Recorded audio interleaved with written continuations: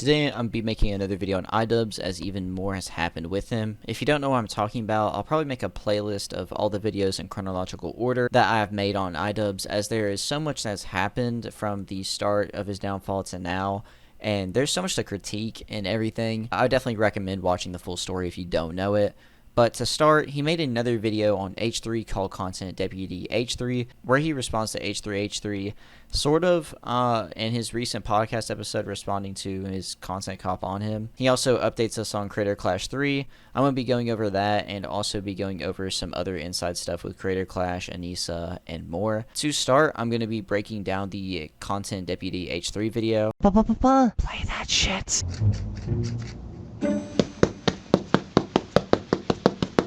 Hello everyone, welcome back to another episode of Content Deputy. Now normally in a Content Deputy I would dance around in my cop outfit in the woods, but this video isn't going to have any of that fanfare. We're just going to get straight into it. Start, he gave up even putting any effort into the intro of the video despite it being a Content Deputy video. No intro, skit, or anything. It just seems like a lazy attempt to use content cop / deputy name for views once again, because without those keywords, the videos wouldn't do as well. I was hoping that if I made a video about Ethan, he would act like an adult and he would keep the attacks directed at me and Anisa. Unfortunately, I was wrong in thinking that, because Ethan, in a desperate attempt to attack and smear Anisa and I, he started attacking our charity event. I don't know if you know this, but last year they lost $250,000. To be charitable, you actually have to give money to charity, son. You have to give money to be charity. It's like a slush fund for them. Ethan and Neela are well aware that we raised $1.3 million for charity the first year of Creator Clash. The second year we operated at a loss, and I take full responsibility for that. We did band together. The community and the fighters involved ended up raising $175,000 for charity. So you're backstabbing your friend by making a malicious content cop that doesn't provide full context of situations, bad talking points, and is obviously biased, is mature, and not desperate, but Ethan criticizing your event that you proved didn't make money the second time around not long later isn't mature or desperate. Just because you do a live stream post event that gives money to charities and stuff doesn't mean that that came from the boxing event. That was not Creator Clash. That was you separately doing a live stream to make up for it because everyone gave you so much heat. It doesn't right the wrong that is the management of the event, the no money that was given to charity from it, and everything else wrong with it. It's been really disheartening to see how often Ethan will attack Creator Clash through us or attack us through Creator Clash. Ian and Anisa, masters of putting on an event. He's reposting random troll accounts that are very easy to vet. If you click on this profile, it has a bunch of Sam Hyde adjacent posts, and it just hates Anisa and I. Come on, dude, you're one step away from calling me a cuck. Just take the plunge. How about you take criticism and remarks from them and others, besides playing victim to them? The post Ethan made wasn't even bad and brought up good points that people deserved refunds, and pointed out that Anisa was making posts about anything else other than the event. And I'm not gonna lie, bro, there's so many other issues in the world that if you, Ian of all people, want to criticize and worry about people saying edgy things and use it as an excuse to make his point seem invalid, you simply don't need to be on the internet, or your thoughts are in just the wrong places. Stressing about nothing, bro. Oh my gosh, Shiloh Hendrix is calling people the N-word. Oh my god, all these racist people are just saying the N-word now. One-bedroom apartments are going for $2,200 right now. People are getting away with selling 90s Honda Civics for $5 grand. I don't give a if the KKK was on national TV calling all black people the hard ER. That's the equivalent of pouring water in the ocean. Like, what the actual hell is wrong with society nowadays? How are we supposed to afford a house? Let alone a car, because God forbid I want to drive a new whip. How about we talk about that? Like, instead of this race war, how about we talk about rent prices going down, the price of eggs going down? Like, when are we, as a country, are going to start realizing that all this race is a distraction? Like, yes, there's racist, cool. Is there anything you could do about it? No. A cooked mindset. They are already mentally castrated. So if it's something you can't control, then stop caring, bro, because your bills are still due on the first of the month. Like, I swear, bro, the CIA post George Floyd is literally living on hands-free, living on recruit difficulty. Makes no sense. And for the cuck comment, I mean, does it really matter if he calls you one? I mean, the entire internet has called you one and speculates that you are one. And him calling you a cuck versus you making an entire content comp on him doesn't make him a super bad person. He's highlighting this post that equates Creator Clash to a crypto rug pull. He's saying the event is going to be worse than TanaCon. Can't wait for them to blame us for their failed event. Don't worry, Ela. I'm not going to blame you guys for anything Creator Clash related. I know you're terrified of taking accountability for anything, so that will rest solely on my shoulders. But I can't speak for the internet. The internet might actually blame you guys for it. I mean, a charity event didn't do charity and lost money. Comparing it to other failed events isn't really bad either. This all seems pretty desperate to try to make a point that can't really be made or isn't valid. It's like you can't see what you did wrong for you to get all the hate that you have gotten. And you cannot try to snarkingly put blame on Ethan and Ela for the failure of your own event. You talk about taking accountability, but then don't do it yourself. You can say, yes, it was my fault, but unless he says the exact reasons, like, hey, my emotions got in the way and caused me to fail promoting an event and managing it, and I've now failed 2 charity events back to back, and go down the list of other reasons that, you know, you have failed, then you are the one that is afraid of taking accountability, and no one is blaming H3 for the failure of Creator Clash 3. You're the one that made the content cop. You're the one that screwed up your 2 fighters because of the content cop that you made and the outcome of it. Your action had a consequence that screwed over your event more than it was already screwed over. Everyone around you told you not to do a 3rd event and you did it anyway. It is your fault. It is not Ethan and Ela's or anyone else's but your own. This event shouldn't have happened in the first place. And if you blame anyone else but Ian for this, then you just don't understand what's been going on and the build up to causing this to fail. Now, with this recent revelation that people are just going to use Creator Clash to attack Anisa and I, Anisa and I have decided to step away from Creator Clash. We have relinquished control to our business partners who ran the previous 2 events. They're very capable. They know exactly what they're doing. They run events on a regular basis. The event is still happening. Anisa and I just don't have any financial ties. We don't have any ownership. We are, you know, I think just going to be known as the founders of the event. Yeah, I mean, I think it had to come to this eventually. I can't keep my mouth shut. I can't, I mean, I can. I just didn't want to. I want to be frank. I want to be honest.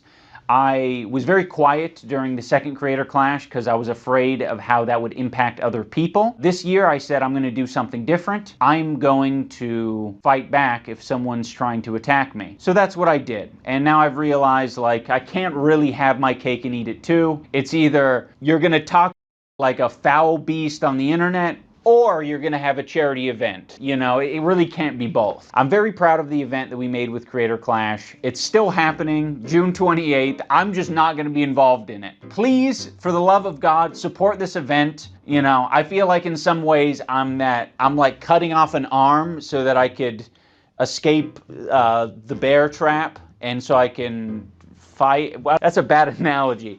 You guys get it. We've already told all the fighters, and it seems like most people understand that this is the best move. If the previous content cop was entertaining to you, or this video is entertaining, or you like the message, the best thing that you can do, for me, is to support Creator Clash. Buy a ticket, buy a pay-per-view ticket, an in-person ticket, or donate to the fundraiser. I just want to see this event do well. You know, I didn't try because I thought I was going to be a good boxer. I didn't think I would be an awesome event organizer.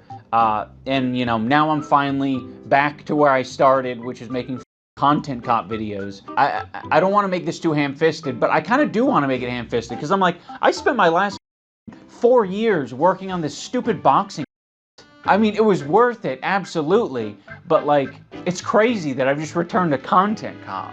Having said all that, Creator Clash ticket link down in the description. Go check it out, buy tickets, support the charity, support the fighters, and have a good-ass time. I mean, ultimately, I think it's a good thing because I think I am meant to roll around in.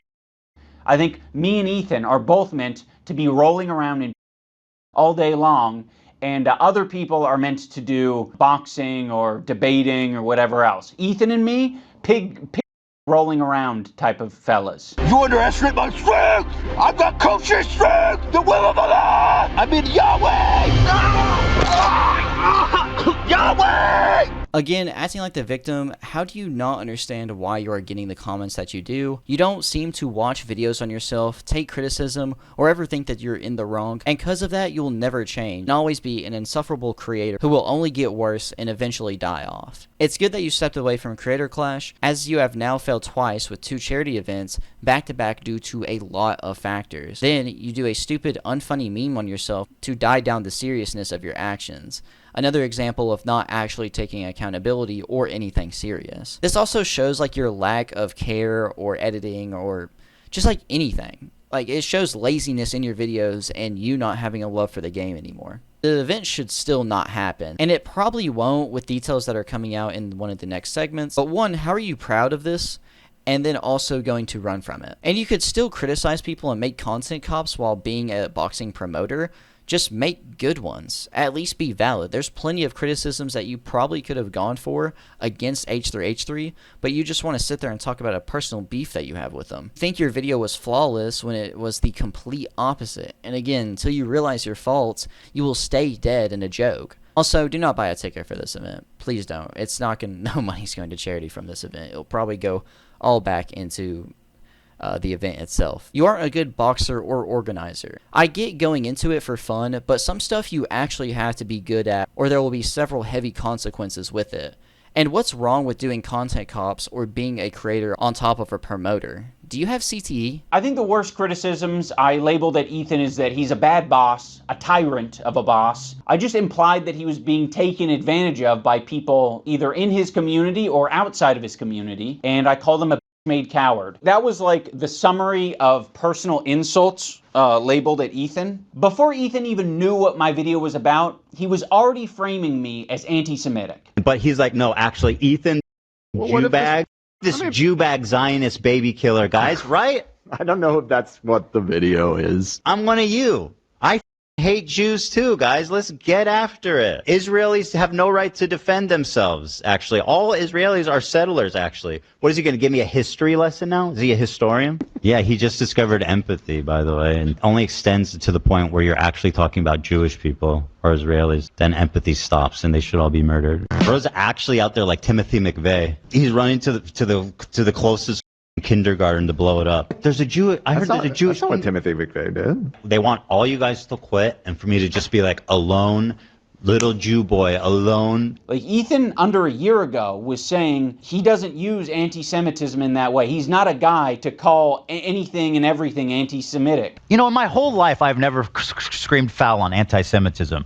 I literally have been getting this since the second I stepped foot on the internet, and I have never ever done this, okay? So the people online, they're saying, oh, Ethan's making himself a victim or Ethan's making everything about anti-Semitism. I've done this once in my life right now. But he's like, no, actually, Ethan, the Jew bag, this Jew bag Zionist baby killer, guys, right? I don't know if that's what the video is. I mean, I get that he's scared and offended, but this was the whole point of my video, Ethan. I was saying that you shouldn't be doing this. It led to me making this video in the first place. You were triggered by this CPS harassment thing, and then you immediately equated Anisa and I to it. That was sloppy, and that was horrendous, and it was horrendous for us.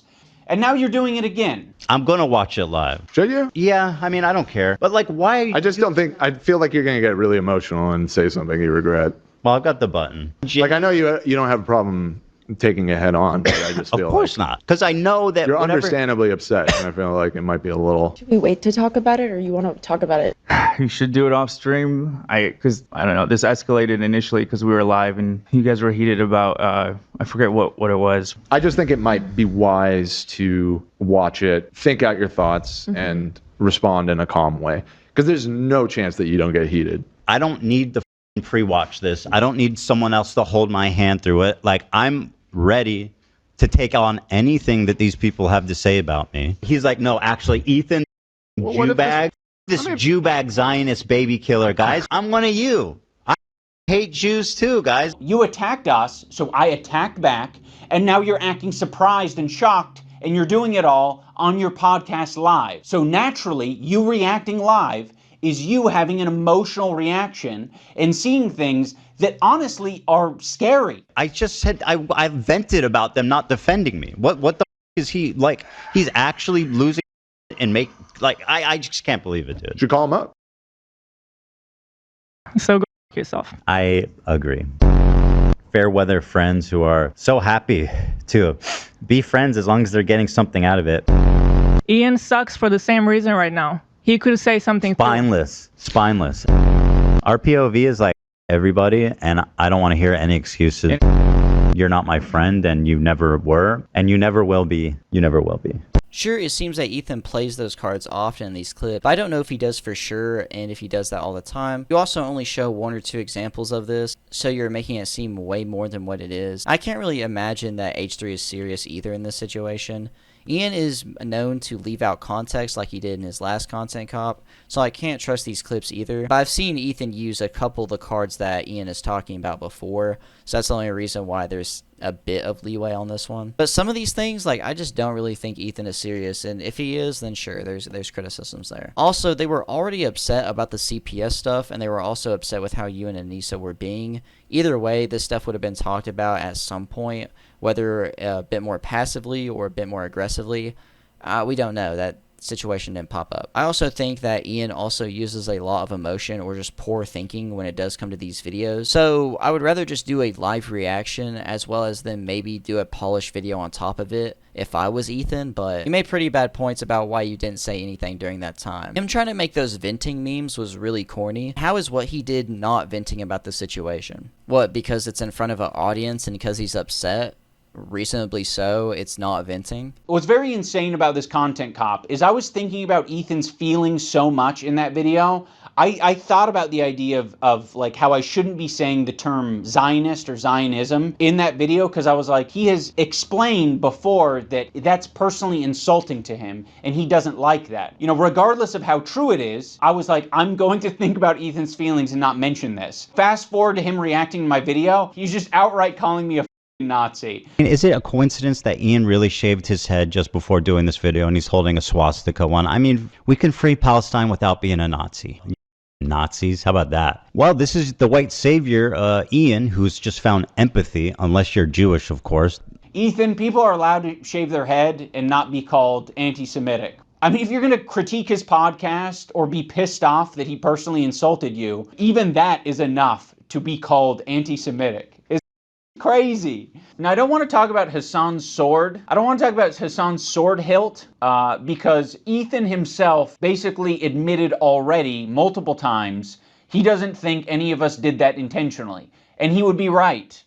Do I think any of them actually like wanted to put a swastika in the photo? No, Yeah, no. I don't actually think that. The chances that they did on purpose is close to 0, right? So I'm not accusing them.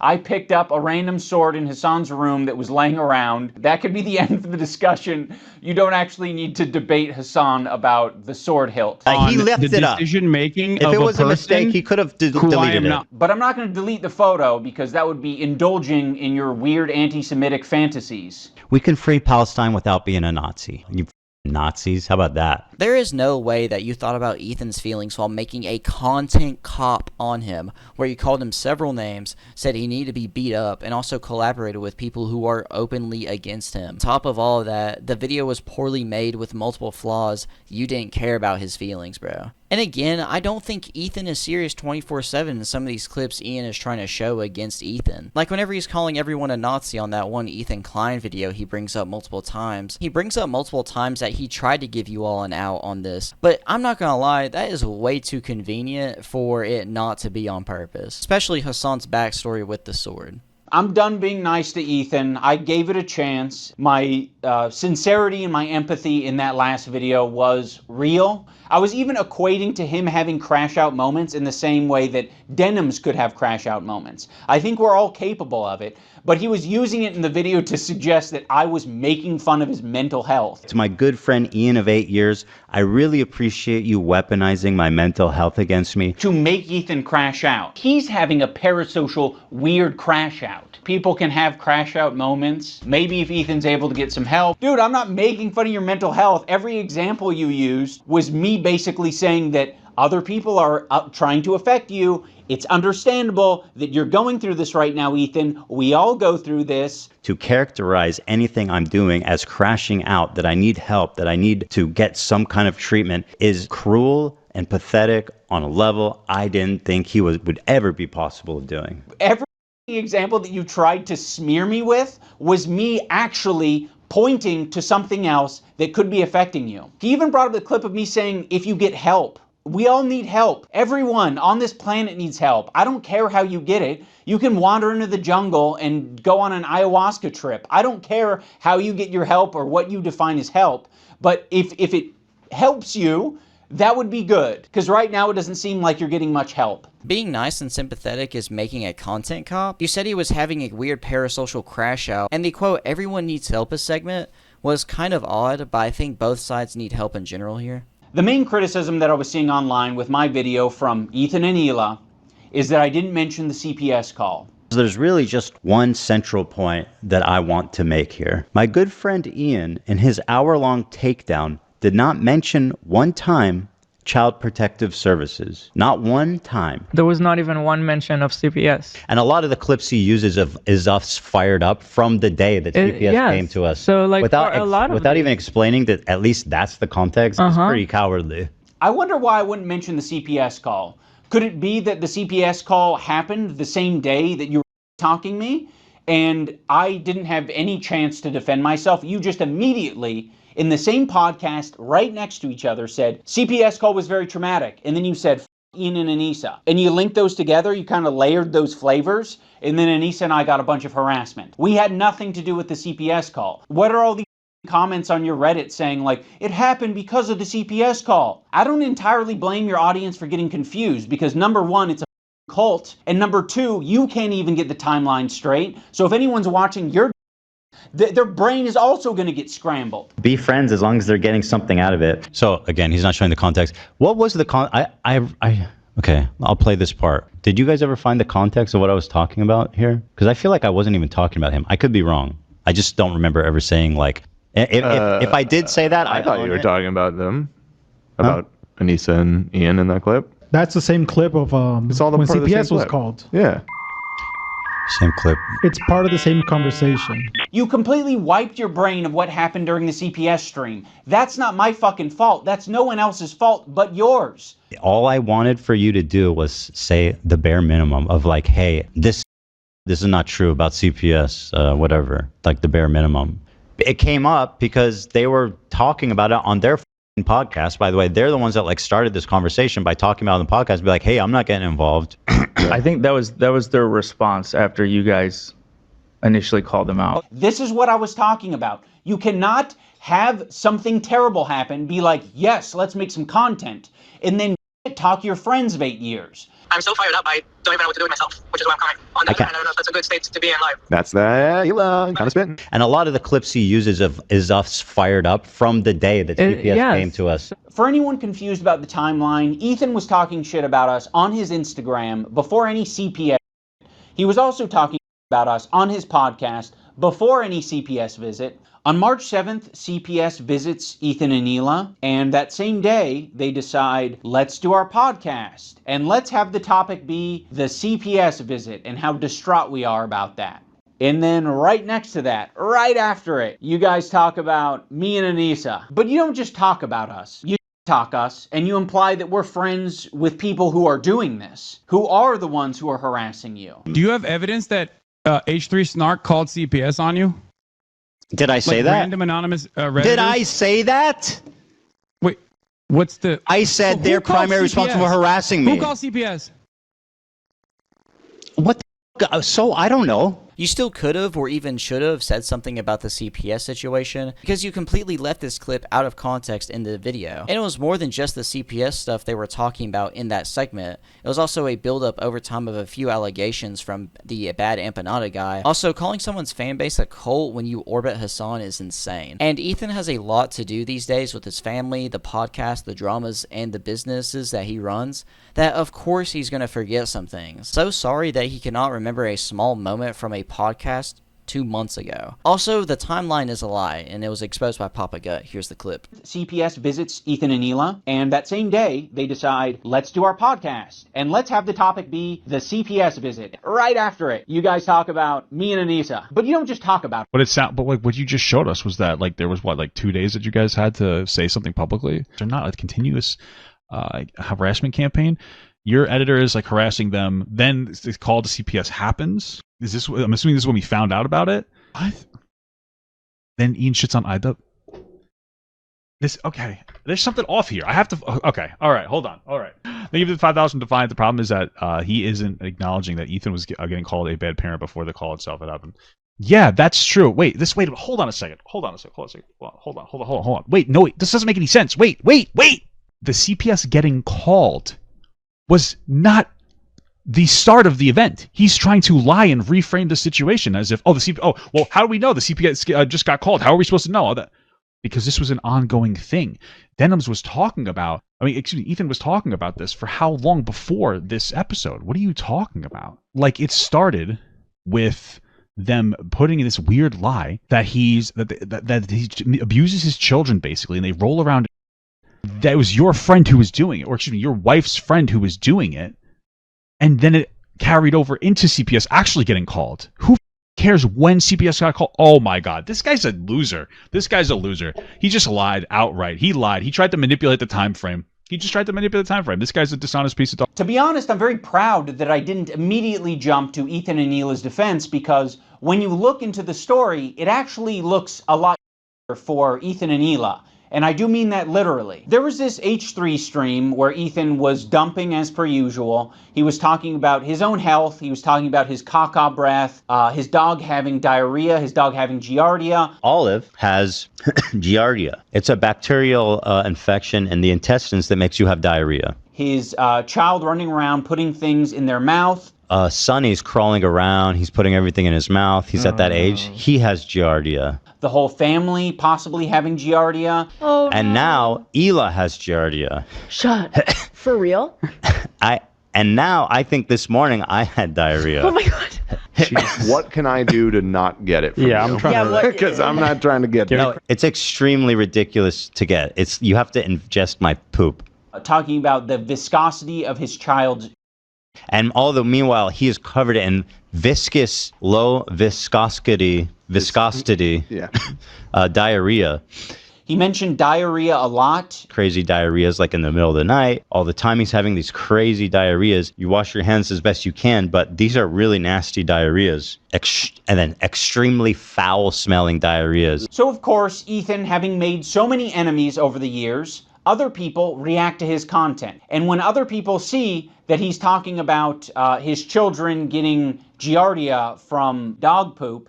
Sonny's crawling around. He's putting everything in his mouth. He's at that age. He has giardia. People are quite reasonably concerned. And so, yes, anyone who's seeing that content might be concerned enough to call CPS, including Ethan's own chat, which, by the way, is not a measly number. It's about 26,000 at the time of this stream. So there are 26,000 people listening to Ethan go into great detail over 7 or 8 minutes about diarrhea, viscosity of diarrhea, his child having giardia, him and his whole family having giardia. They're calling it the poop house. Now what Ethan does, instead of taking any responsibility for sharing too much on his live stream, is that he decides to attack specific creators like Denims and say she was the source of the CPS call because her chat was reacting to Ethan and saying, wow, this is concerning. Is on her platform right now advocating for our children to be forcibly removed from us by Child Protective Services. The problem with this CPS thing is that Ethan has proven to be a manipulative piece of shit.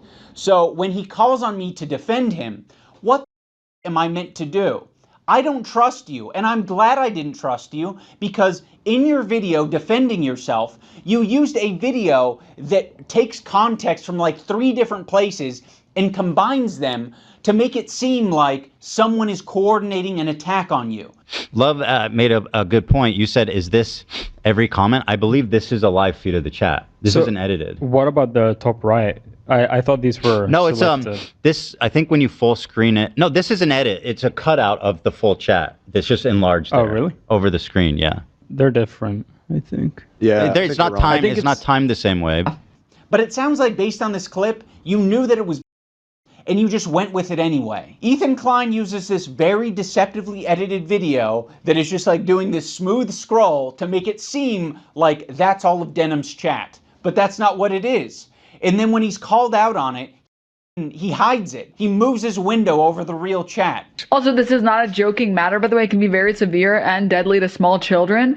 I mean, much like many other illnesses, Reading the chat, co-signing it's very, it. very, very dangerous. Now pay So I would attention assume to he doesn't her actually chat. have a housekeeper anymore, or perhaps he lost his extra housekeeper. So now the house is just like covered in, and he has kids, and his kids like. Why does it have to be anyone else's fault but your own? Take some responsibility. It's just so bizarre that Ethan would expect Anisa and I to make a statement when Denims herself already made a statement about it and said that she does not condone calling CPS. So we're talking about CPS. 1, I don't condone. 2, I've never condoned it, and you will not be able to find a clip of me saying, yes, we should do this, because it doesn't exist. I've literally given Ethan Klein credit on multiple times or multiple instances, and I will do it again right now, for not showing photos of his kids. Part of my criticisms of Ethan initially was the openness. I think it's a problem that you were that open, Ethan. Well, you know I'm very open about everything. It's part of how I wanted to conduct myself and how I wanted to relate to the audience, is to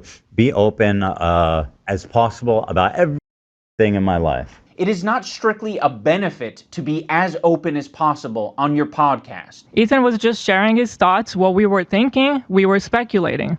Sonny's crawling around. He's putting everything in his mouth. He's at that age. He has giardia. We were speculating. Oh, and now Ela has giardia. Shut. Be open as possible about everything in my life. Yeah, really? How many siblings do you have? I don't know, dude. The internet's too weird to give out all that information. Oh, you don't even want to say how many because you're afraid that it will Yeah, somehow by all means, compromise keep your talking privacy. about it. Your silence did say that you didn't rock with them anymore. I'm guessing to Ethan this was kind of sudden because he constantly says that, oh, we were friends before, and then you try to say y'all weren't. Also, I will say that, yeah, sure, the poop segment, at least from the point of view of the video, is kind of odd and specific, but Bad Empanado did make a video and posts promoting harassment against them. It's also decent to assume Denim's fanbase and other Ethan haters called CPS as well. I also don't see the quote hiding evidence claim, because isn't the big part on the screen of the chat rolling through just the emphasized talk from the chat in the top right? He's also going to show his face reacting and commentating on it. If he even has control over that stuff, his producers might actually be doing the face cams and stuff for him. If this isn't the real chat, then what did he make that? Is he looking at someone else's chat? There's no extra add-on for that claim. And I mean, being open is good, but not too much. It also does get to a point. I think this is the only decent point in iDubbbz's video. On top of Ethan characterizing me and my wife as anti-Semitic, he also takes a dig at my tattoos. Bro, you literally look like a free tattoo pack that you get for 25 cents from a windy thing, bro. Like literally my kids have cooler tattoos from Chuck E. Cheese. Bro looks like he just went to the menu and was like, I'll take that one, that one, that one, that one, that one, and that one. I have quite a few options here. I can show your tattoos in all of their glory, or I can show that your tattoo made it to the top of awful taste but great execution subreddit, which is not a good thing. I mean, it might be a good thing for the artists that you work with because that means that they did a good job from a technical standpoint, but it's sort of a failure in every other aspect, particularly the decision-making aspect. If you want to go tattoo for tattoo, Ethan, we can do that. You want to keep it to other things? We can. I'll give you that option. I don't know if he's serious about the anti-Semite stuff, other than the sword moment, which is valid given its backstory with Hassan.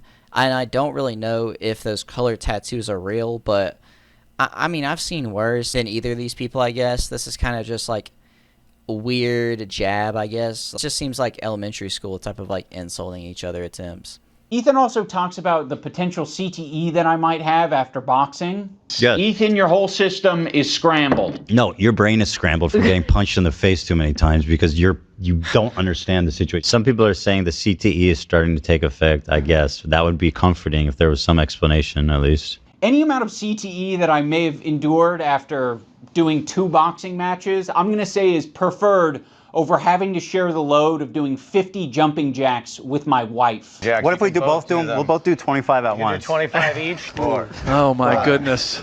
great form by both. Really nice. They must work out. Also, why are you talking about CTE at all? Like, you've continually illustrated that you can't keep track of anything. It came up because they were talking about it on their podcast podcast, by the way, they're the ones that like started this conversation by talking about it on the podcast, be like, hey, I'm not getting involved. I think that was their response after you guys initially called them out. He can't even keep straight who attacked who first. He thinks that our podcast where we're expressing sympathy for him and Hila was the impetus for him talking about us.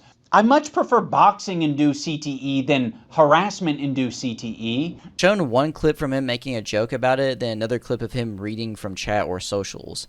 I mean, there was the small dig at the athleticism, and again going after his memory, which I already went over. But again, just not really great points or jokes. Ethan acts like we're such great friends and that like he shared such intimate moments with me, but it's all he's lying. Like the whole thing is a lie. He's manipulating his audience. We did not have a close relationship. You guys were buddies for a long time. He texted me like one time like, hey dude, we should talk this out. And I was like, I don't feel like having this conversation right now. That's it. So Ian kept trying to get me on the phone or text with me. And I told him, dude, honestly, I don't feel like having this conversation right now. Okay. Fair, right? I just didn't want to do it. Okay? Just in that particular moment, and then like at all? Well, it turns out I didn't want to talk to him at all. Okay. If the relationship was that close, you would have talked to me on the phone. You wouldn't have talked to me. You would be curious where my brain was at and where I was coming from. You went on his podcast a few times, collaborated in videos, talked back and forth on Twitter publicly, and you made it seem like you all were friends or you all knew each other pretty well. Also, if Ethan doesn't feel like talking, then he just simply doesn't. You might have to wait on him. Again, he's busy. He's got a lot. It might actually really affect him. And especially whenever you are the one messing up, you should be the one that has to wait on the conversation. Although I think they both should have communicated or set a time or date to actually talk to each other. Probably first, like, privately. There's this moment in the Content Cop where I'm trying to give an example of the cycle of harassment. Have you ever been in a comment section and found someone to argue with? It doesn't stop. It can literally go on forever if you don't want to touch grass. I mean, yeah, this was kind of... Okay, what does that have to do with me? I don't know. Are you okay? Ethan and Hila act like they have no idea what I'm talking about here. So, I mean, maybe they don't. It's a very obvious and easy to digest point. That's why I made it that way. I'm going to explain it here so everyone on the internet understands. When you have a podcast where you are constantly emotionally dumping and saying things just off the top of your head and you're attacking other people randomly, maybe from your perspective it's not attacking. Maybe you're just commenting on someone else's situation. He's got to be one of the most visually repulsive people. FaZe Banks, like, in my opinion, he's somewhat repulsive to look at. And being Pirate Software was like weird about it. It's like, look at my old voice, it's so lame. What an obnoxious loser. She goes, I can't believe these people are so obnoxious. And he looks like an idiot who's obsessed with me, dude. But what happens when other people comment on your situation? It doesn't feel too good, does it? But he's like, no, actually, Ethan, Jew-bag, this Jew-bag Zionist baby killer, guys, right? I don't know if that's what the video is. That is the back and forth I'm describing. You might have thought we were just saying that Ian and Anisa are bad friends. Well, guess what? We didn't take it that way. Our POV is like everybody, and I don't want to hear any excuses. You're not my friend, and you never were, and you never will be. You never will be. What we took it as is Ethan and Hila are talking us. They just implied that we are okay with people using CPS as harassment, and now all of their fans are brigading us. So I am going to respond in kind and make a content cop. So yes, that is what the cycle of harassment looks like. Okay, what does that have to do with me? I don't know. How about you Nazis? How about that? You might think that all of the harassment you're getting has everything to do with your politics and your idea of Israel-Palestine, but a lot of my gripes were centered around you dragging me into your you know, you knew that you were going through a lot and you were saying, I'm hurting, I'm now going to make them hurt because they're not putting their head on the chopping block. You're a piece of I'm sure there's anti-Semitic people that are attacking you guys, but they're not me, they're not Anisa. It's not Hassan, it's not all of these other creators that you're attacking. You're not the biggest victim on the internet, Ethan. Other people can experience a horrible time. And guess what? They're not getting this other benefit, which is 26,000 viewers. You're getting a lot of money and a lot of content, a lot of things that you care about from these beefs and from this harassment There are a lot of people that you've just bullied and they have nothing to gain out of it. Frogan isn't making a bag from this. She's not getting content out of this. You're attacking her in relentless ways and endorsing so much worse harassment than what even you send her way. He said and posted about Frogan over the past years is very like mean. insanely nasty. Yeah. Worse than anyone I've seen. If this is true, absolutely mind-blowing, insane. Hold on, it's not worse than anything you've seen. How could it be worse than anything you've seen? Literally, no. I guess he was not. very nasty. Well, I'm just saying, people like want to like get lay down. I'm talking about specifically against Frogan. But like he called her fat, right, and ugly, which is horrifically mean. I get called a baby killer. I was talking specifically about That's way Frogan. worse than being called fat and ugly, in my opinion. You made a deep meaning thing attempting to be a poet, and when they don't really understand, because of how unclear you are, want to act all high and mighty. The smugness is really gross, I'm not gonna lie. Excuse me. And then again, he tries to use that stupid meme, which just isn't funny. And of course, using the same meme twice like that is lazy. It's another example of the laziness. Your video had flawed points and biasness, and you portrayed it to seem like for a while you all were friends, online at least, and then randomly out of nowhere made a content cop on them. That's why it didn't feel good. I think they should have just talked this out though, like I said earlier. And yeah, there can be a cycle of harassment. You are also feeding into it, and probably will continue to, whether with videos or tweets. And Frogan is most definitely making content and gaining stuff from this, whether it's interactions, money, or followers, or just attention in general. Also, on top of Ethan and Neela constantly victimizing themselves, I did notice that as soon as we didn't immediately jump to Ethan and Neela's defense, Ethan took that to heart and he started to make that his employees' problems. Instead of just, sucking it up and taking on himself, he decided to imply that Lena is going to have a problem with that. A lot of this has ramifications for the crew. The way that they have it set up is basically, if Lena were to drop out, she would lose, she would have to pay back $25,000 or something insane. And besides that, which I told her I would cover if she wanted to drop out, she's working really hard. And just because I'm having an issue with what's going on here. You bringing up Lena dropping out of the fight was you publicly showing to your fans, I don't approve of this. You were saying before the content cop even came out. Which I told her I would cover if she wanted to drop out. But now you are saying that you didn't have a problem with any of it until I made the video. I was totally on board until the organizer put out a video calling me a psychopath for harassing his friend. Obviously, Ethan and Neela will victimize themselves every chance they get. But when they have the chance to victimize someone else who's on their crew, they'll also do that. You already forced Lena into this horrible situation. And again, you forced this situation on her.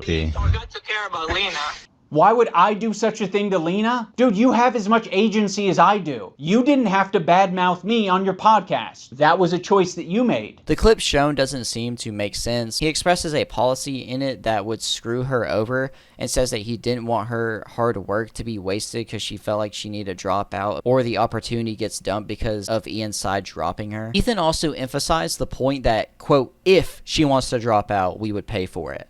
The main word there being if. So it's not up to him. You also don't let the clip finish, and I don't like that at all because I feel like H3 probably was going to say something valid. Or maybe he was going to go on a separate tangent, I don't know. We don't know now because he didn't provide full context. Another no context moment. The point overall with both clips, pre and post content cop, seemed to be consistent with Ethan saying he was okay with her doing it either way, and after the content cop was posted, Lena had a breakdown.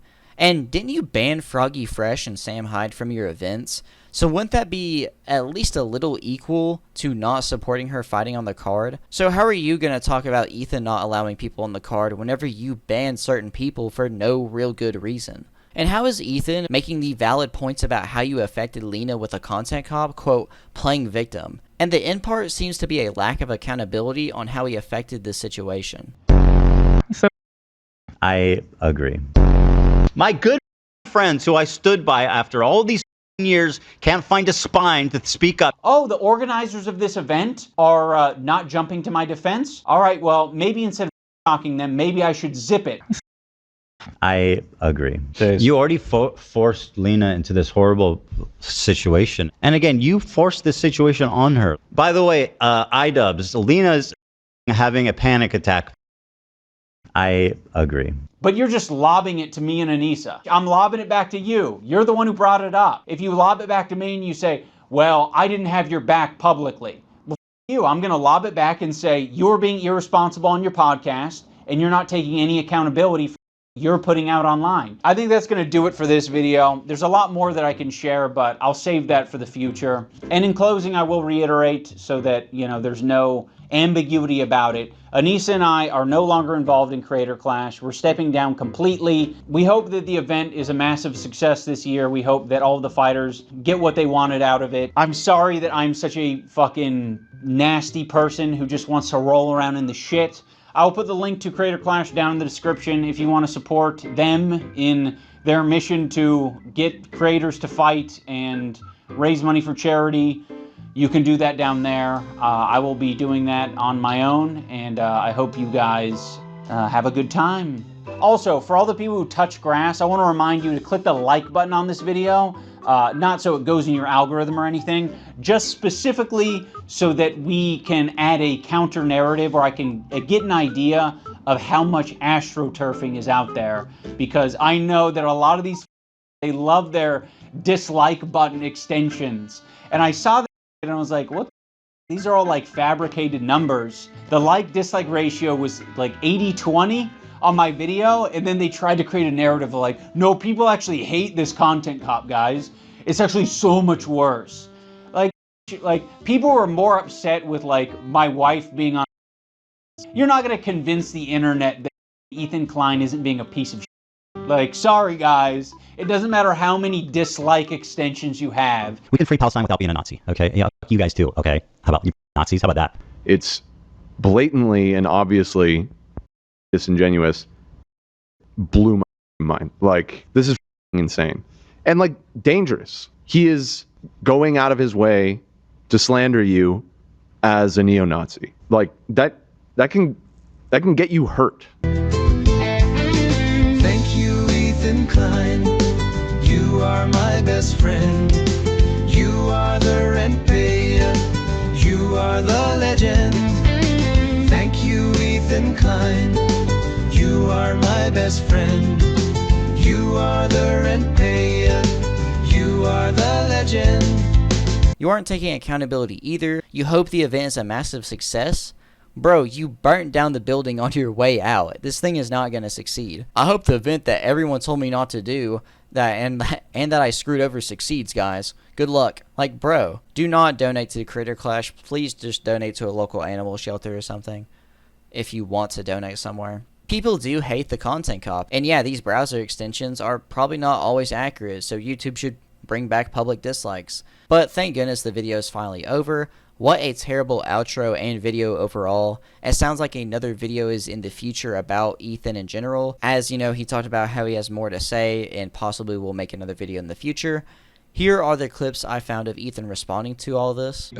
Relinquished control over Creator Clash 3, a boxing charity Do match I hit him with one of these? That they had put together, third year. I heard you guys had to relinquish control.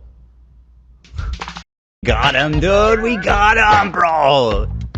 Row after Ethan got Lena to drop out. She was supposed to fight. What an insane thing to say with zero evidence. Ian knows that I didn't force Lena to drop out. We've explained what happened in detail, okay? You all forced her to drop out. Give me a break, dude. She would be fighting if you didn't drop that. If you dropped that video after the event, she would be fighting in it. No question about it. No question. And that's kind of your fault, don't you think? Lena is... How's that? Okay, Sam hi to Jason. Okay. And then he says this. And I. Come on, dude. You're one step away from calling me a cuck. Just take the plunge. First of all, again, I never called you. I'm not doing those low blows, right? And by the way, if I were to call you, it's not because you enjoy watching your wife get railed, which maybe, I don't know. It's probably because you have a humiliation phase. You like watching yourself get railed by me. I think that makes Anisa the cuck. I think technically, right, she would be the cuck. But like, no, I've never taken that cheap shot at you, no matter how bad you want me to, so that you can just say I did. And Not only did we not take it, we were the ones defending you when people were doing that. We were right there with you defending you. And Hassan did the same thing. He goes, Hassan Piker. He was like, was talking about Hassan Minaj, or no, not Minaj, the guy who's on CNN at me. You know what I mean? Like, you sent your best. By the way, if iDubbbz or Anisa or any of these pathetic chirpers who think that they know wants to call in and discuss Palestine and Israel with me, wants to talk to me, anything, you call in anytime you want, Ian. My line is open. You want to call into the show and act tough? Call in, bro. You know? I would love to pick that diseased brain of yours. I don't know if his brain's diseased. This next clip was posted Monday the 12th, and it talks about basically h3h3 is now making some new main channel videos. Possibly, like, he says that they're relevant, so maybe they're towards iDubbbz, and that'll be very interesting if that is so. I guess I'll probably be making more videos on this situation in the next couple, like in the next week. Oh yeah, here's something I do need to say. I'm canceling this week, Wednesday and Thursday's episode, because I need... I know it sucks, guys. I know it sucks, but trust me, I need to do this because there are personal projects, videos that I need that demand my attention, that need to be finished for the main channel. Very, very relevant, very highly anticipated. So I can't do both. I just can't. You know what I mean? Like, both of them take my full attention, and I need to get in the laboratory and crank out what I need to do. Ian also went onto Hassan's stream. I don't know if he lives close to him or if he had to fly out, but I didn't see any clips that really came from it. Apparently the entire point of going on stream was to talk about, like, explaining his side of stuff, but just nothing really came out about that. The only things that did come out were like a screenshot that looks like Ian is longing for Hassan, and some song getting played that was probably trolling Ian. There was also a clip where Ian possibly read from a script that Hassan types out on his screen while they're on stream. Other than that, there was nothing. We'll come back to Hassan in just a moment, but the people behind Critter Clash made a statement about Ian and Anisa's departure, saying, Ian and Anisa Jahoma have made the difficult decision to fully step away from Creator Clash, both publicly and behind the scenes, and are relinquishing their ownership of the event. This decision wasn't made lightly, but it's a necessary purpose, bringing communities together for a night of boxing fueled by passion, discipline, and the goal of raising money for causes that matter. Since the beginning, this event has been about more than just the fights. It's about creators pushing themselves beyond their limits, fans rallying behind something positive, and using that energy to do something good in the world. Since Creator Clash's inception, we've been able to raise meaningful funds and awareness for charities, making a real impact. That mission has lost focus in the recent weeks, and it's clear that for the respect of the event to move forward, things need to change.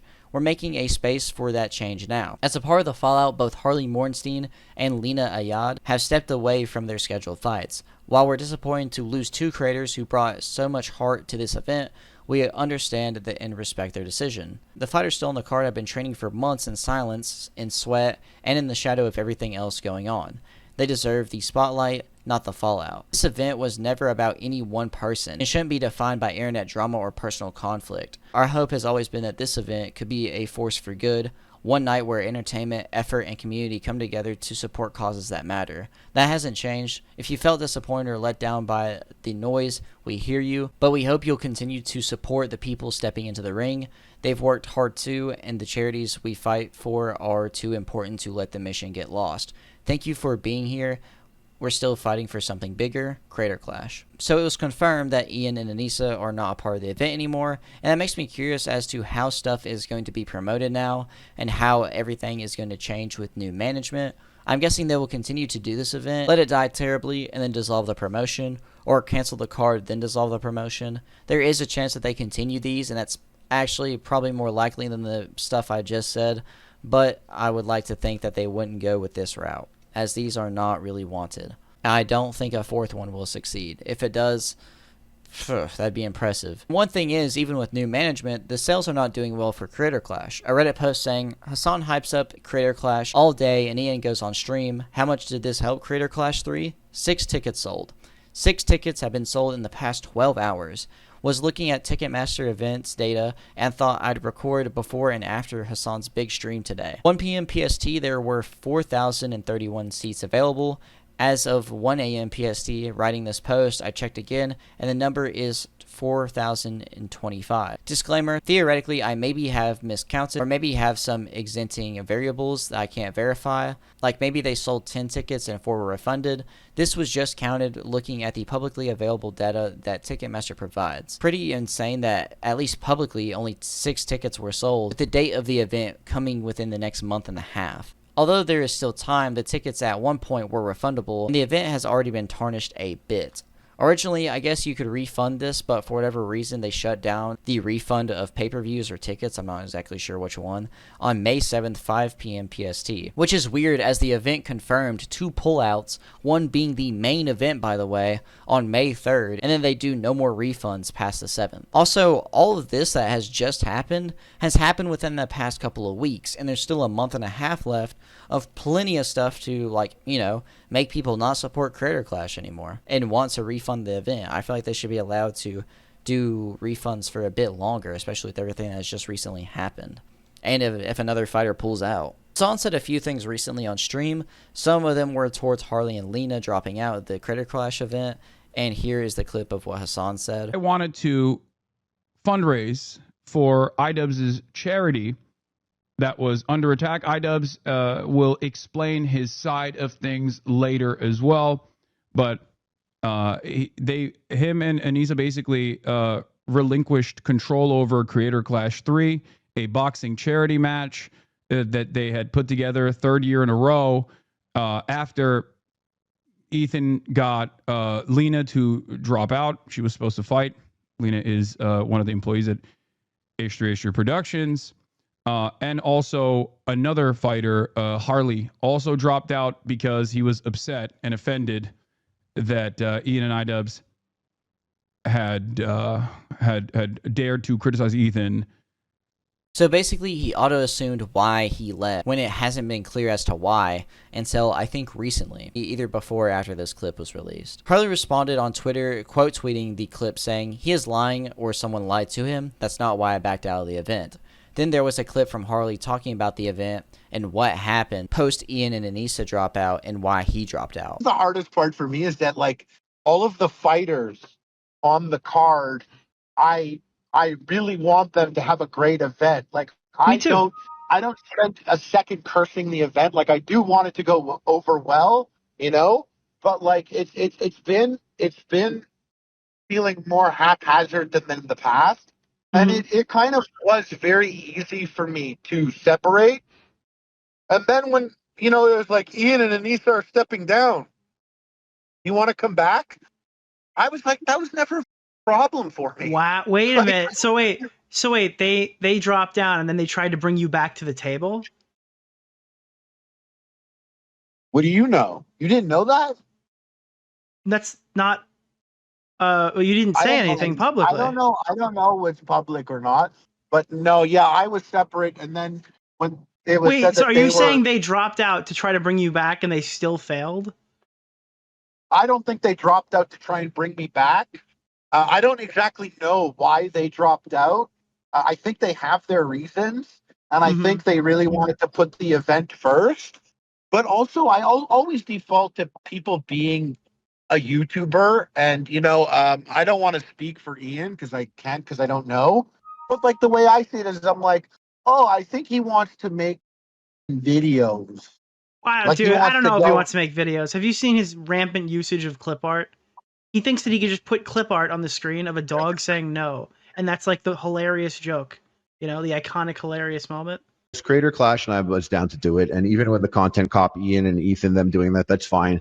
But like people got weird. They would hit me up and they're like, oh, what's the environment of this event going to be? And like, you know, it's like, it's fine. You know, I was committed to it. LA Beast was going to be doing it. But then people that they kind of, the event endorses or puts like front and center were saying some crazy in my opinion, and I was not comfortable endorsing an event that would endorse these They were people saying and their words. anti-Semitic stuff. Like, what were they? What were they saying? They were like saying things like, well, one specific thing that like kind of that was out of all the things that had been said, I saw a clip of Hassan, and I knew they were going to be doing a fundraiser with him, but he was like, oh yeah, if you've ever said anything positive about Israel, you shouldn't be allowed to even be a dog catcher. You should be treated like a neo-Nazi. And I was like, hey, my family and friends and my community, that's so crazy. All of them? I don't know. But then like the conversation was really political, and because like I don't know if you guys caught the official Creator Clash fundraiser. No. Oh, they just did one with like Hassan, and it was him reacting to this video that Ethan made about him. So they're just like talking a lot about like the Houthis and Hezbollah and Hamas, and like was there on, and like it's just all this, and I'm like, what's up with the boxing though? Like, what's going on with like the boxing? Like I had kind of known that it was coming. You knew the content cop was coming? Yeah, it was kind of run by me, kind of. Okay, well, I didn't think it was gonna be what it was or look like how it did. You know. Tell me everything. What are you waiting for? Well, listen. I'm trying to. You want to. You listen. Okay. Tell me. I also didn't know who knew. So I kind of messaged AB in a weird way to trying to fish out if he knew. but I've been messaging him, but I don't think he picked up on it. I don't think I was obvious enough. I was just like, yo, things are crazy over there, and I think I shared something that someone was like, it'll be on H3, and I was like, imagine this happens. I forget what my words were. You messaged me and you said something like, I know things are crazy. Hope you're doing okay. You're in the middle of everything, I know. But there was something hidden in there that was like, imagine this happened, and it was like, I was like, you think it would be this? So they try to get him back. He rejected and says the main reason he left was because they mix political situations into a boxing event, which is pretty valid. It does suck that politics is all the time now stuck into different things that it doesn't belong in. It seems like you can't really like rest or relax without political stuff being stuck in your sports or wherever. And hopefully that's another thing Creator Clash does now without Ian, is actually make a space where it isn't a hostile environment due to politics. Someone can know and be friends with a wide variety of people of all different types, whether, whatever views they have or whatever type of person they are, and still can be friends with them even if they don't agree on things. It's just that the people in these spaces are so hostile. They are so rude, harsh, and not really just great people in general to others that don't agree with them. And that's just like basically a real life issue, but that's what really ruins events like this, is stuff like that and people like that.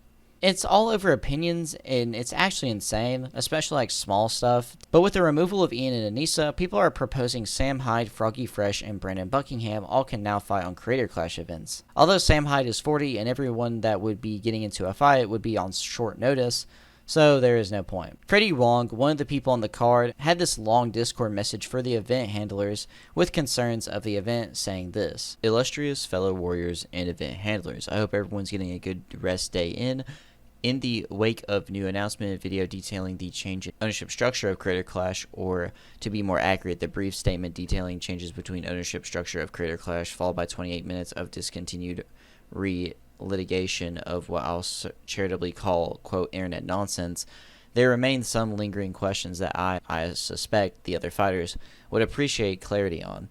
As I noted in my previous message, I'd expect, quote, communication with the fighters to be the absolute top priority on your list, as I don't believe any of us enjoy finding out about substantive developments via 15-second clips from muckraking Twitter accounts. What is the communication strategy and cadence we can expect from the organization moving forward, and how do we ensure we, the people signed up to get punched in the head, receive information ahead of the general public?" Ian noted in his video that, quote, "I can't really have my cake and eat it too. You're either going to talk stuff like a foul beast on the internet, or you're going to have charity event. It really can't be both. Does this mean we expect continuing back and forth post-separation? While I don't need all the mutiny of the separation agreement, are there non-disparagement or broader agreements in place to protect Creator Clash's reputation and public standing? What are the plans to proactively address the comment? At least for me, it de-incentivizes any social media communications, as I prefer to spend my time training and not slogging through the comment output of internet morons parroting the talking points of the streamer they pledge allegiance to. How are we reasonably expected to promote this event? Timetable with regards to finding replacements for the drop fighters, and what are the strategy behind how they will be rolled out? That the character of the individual on the fight card was a major factor in my participation. What say do we, the fighters, have in this decision? What assurances do we have that whoever gets recruited doesn't bring more controversy and negative attention to the event? Do we plan on continuing to honor the commitment of pay parity amongst the fighters? And does that restrict the organizers' ability to feasibly find replacement fighters this close to the event? In other words, if we're paying everyone the same, do we think that the amount is going to be enough to commit a fight-ready heavyweight and welterweight willing to withstand the crossfire by being in the midst of aforementioned internet nonsense? Moving forward, what are the plans and projected and timetable to market and promote this event? Who is taking the lead on this? An individual within this organization? A PR agency? Can you provide an outline of communications approach given the current situation we're in? What is a timetable for updating social media and events website to more accurately reflect our current lineup? While I appreciate the desire to ensure all outward comms contain substantive information, I will also note that the longer everything is out of date, the more we invite further ridicule and more chaotic this event seems. Having run my fair share of organizations at various scales, I can appreciate the complexities of internal versus external comms, cadence, and tone. However, I believe I speak for all of us when I say the current strategy of, quote, zero prior communication heads up eternally to the fighters is an unacceptable methodology moving forward. Providing dates for upcoming announcements without any information as to the content of those announcements isn't enough. Our current trajectory does not instill confidence, and I look forward to hearing about the substantive changes we plan to implement. Finally, I like to stress that I speak here for myself, but I encourage my other buff gladiators to chime in. I'm tired of stressing out about this stuff in the dark. Let's stress out about this stuff together. It's interesting to see someone else actually really care about the event and expose some wrongdoings. It seems like they have no good communication, and the event is already a failure anyway, so I don't see how any promotion or adding fighters will actually help the card. The event should just be canceled, and these guys should move on to other promotions if they truly want to fight, which most of these guys will never fight again and don't really want to. A YouTuber named Tubbo, who is on the cards, reacted to the change of ownership of the promotion, and this dude talks like how I'd expect anyone that supports this event would. Going bald for the fight soon. Guys, did you see what's going on with the fight and stuff? Did you see what's going on? I don't really know what's going on. Like, I was told about it, but I don't really know what's that. Let me find it. I actually don't know where to find this Twitter account. I actually can't find the tweet. Does anyone have the tweet? Can someone find this tweet? The official account, I literally can't find it. They, like, never tweet. Can someone link me? Thank you. Chad has got me. Chad has got me covered. No, yeah, what do you make of all this stuff? I was told about it, and I was like, what? What? So, Ian and Anisia, they sold the event, I think, to Real Good Touring, which are the people that run the event. And I'm like, okay. I don't really know why this is a big deal. You know what I mean? It's a PR thing due to the Ethan and Hassan situation. What even? Mate, I actually don't know what's going on anymore. I don't know what's going on. There's a lot of context behind it. Can someone hit me with a context wagon? Because, like, the more I look at this, the more I don't really understand the concept. I'm like, okay, that's cool. They sold the event. But then everyone was like, this is the worst thing to ever happen. This is the worst thing to ever happen. And I'm like, what? They just sold the event, bruh. So no fight? No, I think it's still going on. They told me that everything would be the same. I'm still doing my training and stuff. I just don't really know what this means. I haven't kept up with any. I haven't really kept up with any of it ever, like at all, really.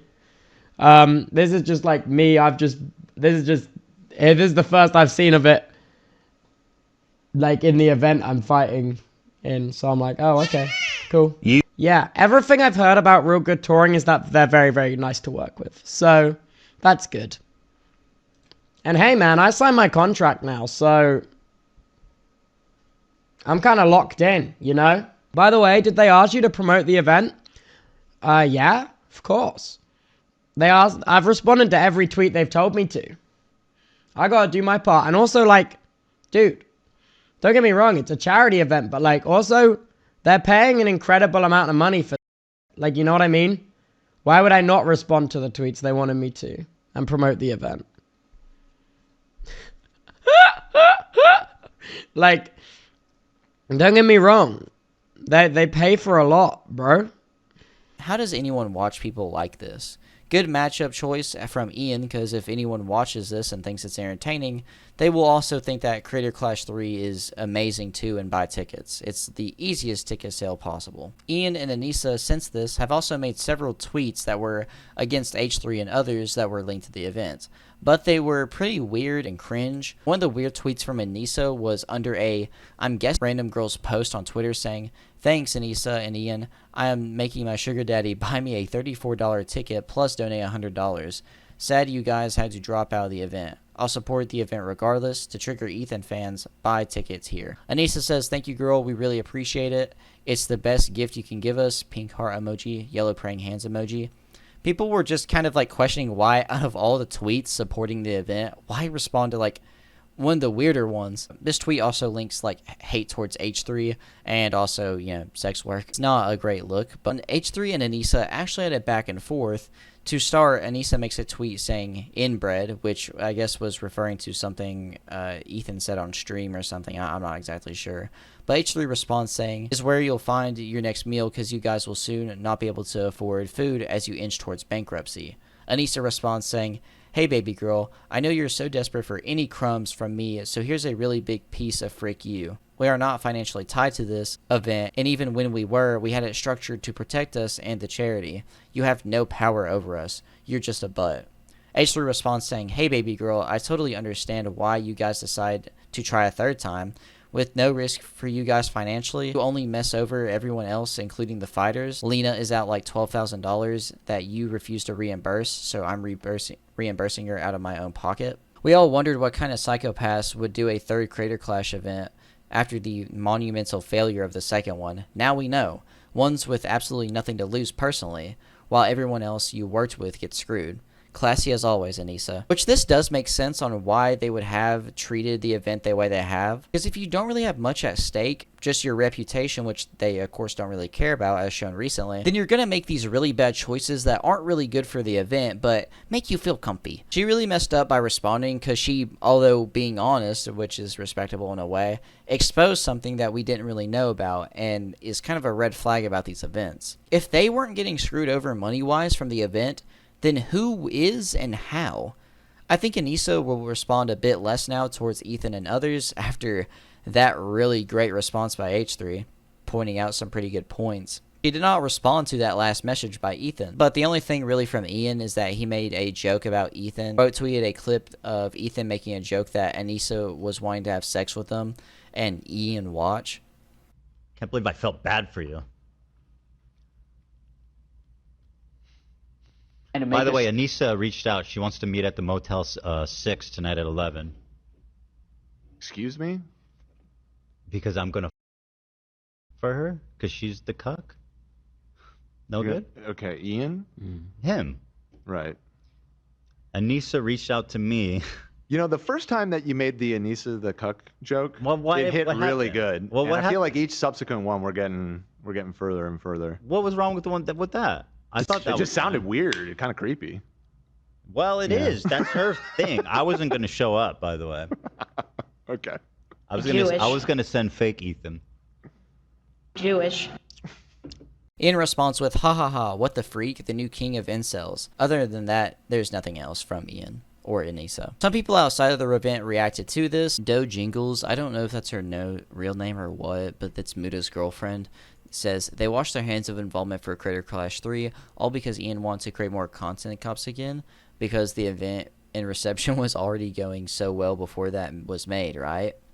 Right? Which is a very good point, that, you know, he left to make content cops again and also left it in its worst state. Next one is by Gax, says, I think iDubbbz lost the plot with the screenshot of the thumbnail and title of the content deputy video, which is very true. It does seem like the plot has been completely lost. It's been lost for a while, but it only somehow gets worse. Samuel says, I forgot that iDubbbz's Creator Clash has been able to raise meaningful funds for charity since its inception, showing a quote from the Creator Clash announcement talking about Ian's departure, talking about raised funds and stuff for charity, and it also shows that Creator Clash 2 failed to raise money for charity. Comment Cop says, promoter for a charity boxing event that couldn't raise money for charity, married to a boxer that couldn't box. And a lot of people call this out because Anisa's Twitter bio was for a while boxer promoter married to a boxer. Brain Fart says, lose 250K meant for charity, go on apology tour, make third event no one asked for, don't promote it, start unnecessary drama, lose multiple fighters over drama, jump ship after running it around. We hope it's a massive success. Don't support Anisa or her husband. It's very true. He did a lot of stuff wrong here, and I said it earlier in the video and said it before that he kind of just burnt the event to the ground and then ran off from it. Saying, oh, we hope it's a great success after that, you would have been just better off canceling it instead. DeathThink shows a picture of Anisa's now profile Twitter bio, and it says former boxing promoter married to a YouTuber, so she changed it from married to a boxer to a YouTuber. That was pretty funny, but that is all of the funnies I have. That's all I got for now. Maybe more will happen in the future, with Ian saying he has more to talk about in the future. I'm pretty sure he'll make another video about him soon, probably whenever I upload this one, because that's just how it always goes for me. Let me know what y'all think about this in the comments down below in this entire situation, and make sure to like and subscribe as I make videos on internet dramas, locales, and more. Make sure to follow my Twitter, that is linked in the description below, and in the end, I'm PERK30, and keep God close.